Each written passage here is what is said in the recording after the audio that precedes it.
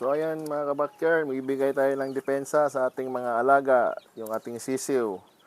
So last week nagbigay na ako gumboro. So ngayon yung available lang is ito, clone. Kaya binigyan ko na mga kabakyard. Yan mga kabakyard yung ibibigay natin.